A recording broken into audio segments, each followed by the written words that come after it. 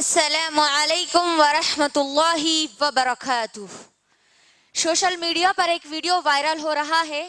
جس میں دو نیم برہنہ خواتین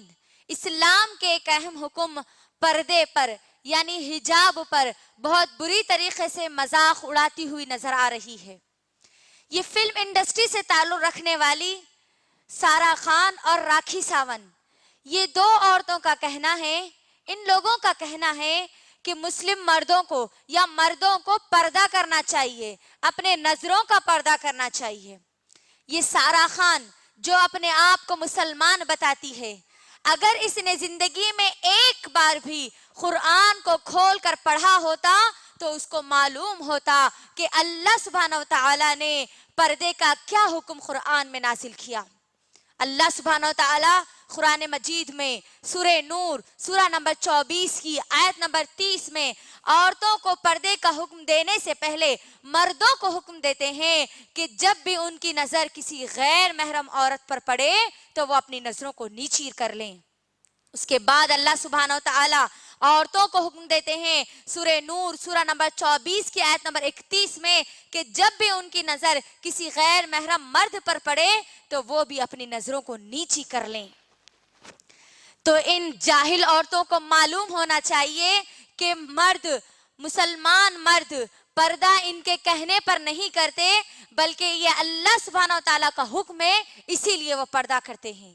اور رہی بات یہ کہتی ہے کہ مسلم مرد عورتوں کو پردہ کراتے ہیں، برقع پہناتے ہیں، حجاب کراتے ہیں، تو میں ان کو یہ بات بتا دوں، میری اس بات کو اچھے سے سن لے اور اپنے دماغ میں اس بات کو اچھے سے بٹھا لے کہ ہم مسلمان عورتیں یہ اپنا حجاب، اپنا برقع، اپنا پردہ کسی مرد کے کہنے پر نہیں پہنتی، کسی مرد کے حکم پر نہیں پہنتی، بلکہ یہ حکم میرے آپ کے تمام کی تمام انسانیت کے خالق کریٹر اللہ سبحانہ وتعالیٰ کا حکم ہے۔ سورہ احزاب سورہ نمبر 33 آیت نمبر 59 میں اللہ سبحانہ وتعالی تمام کی تمام مسلمان عورتوں کو یہ حکم دیتے ہیں کہ جب بھی وہ اپنے گھر سے باہر نکلیں تو اپنے آپ کو مکمل طور پر سر سے لے کر پیر تک اچھی طرح ڈھانک لیں۔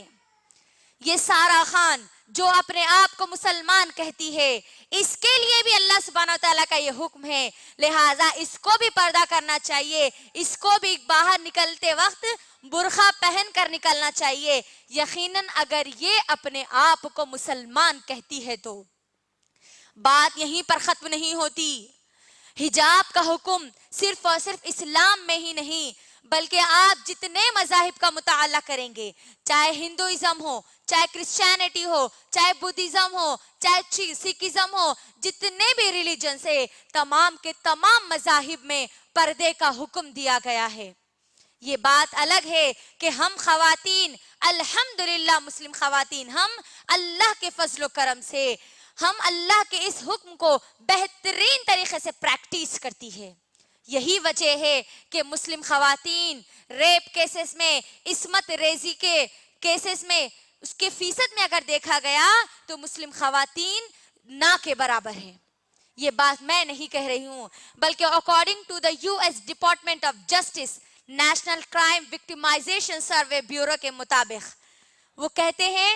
کہ وہ خواتین جو سب سے زیادہ عصمت ریزی سے محفوظ ہے، ریپ سے محفوظ ہے، تو وہ صرف اور صرف مسلم خواتین ہیں۔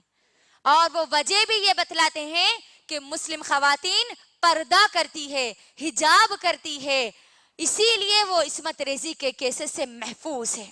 الحمدللہ ثم الحمدللہ۔ اس ویڈیو میں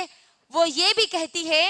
کہ عورت کی عزت زیادہ ہونی چاہیے کیونکہ وہ مردوں کو پیدا کرتی ہے۔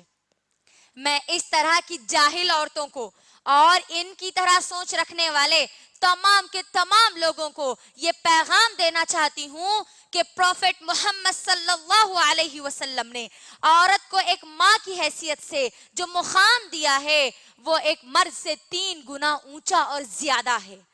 عزت میں، احترام میں، مقام میں، مرتبے میں عورت مرد سے 3 گنا اونچا زیادہ مقام رکھتی ہے۔ الحمدللہ سبحان اللہ۔ میری بہنوں، اللہ سبحانہ و تعالیٰ نے ہم کو جو پردے کا جو حکم دیا ہے اور جتنے تحفظات اسلام میں عورت کو دیے ہیں، اتنے حقوق، اتنے تحفظات کسی بھی مذہب میں، کسی بھی ریلیجن میں، کسی بھی سوسائٹی میں، کسی بھی کمیونٹی میں نہ دیا گیا ہے اور نہ قیامت تک دیا جا سکتا ہے۔ لہٰذا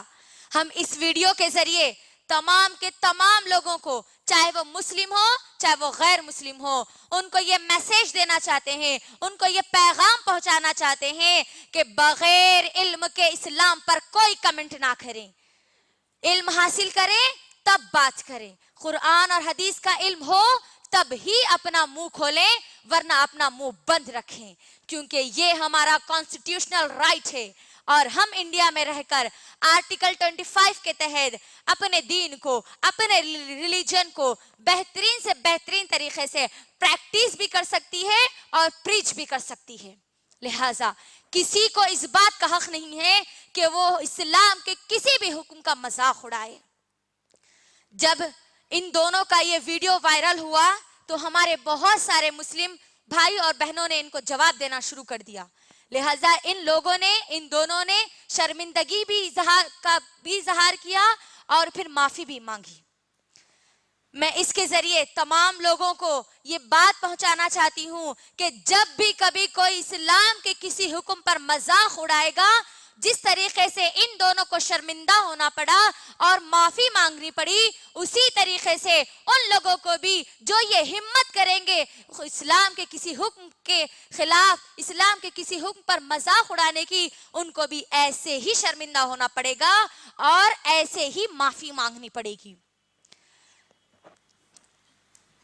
راکھی ساون جو معافی مانگتے ہوئے کہتی ہے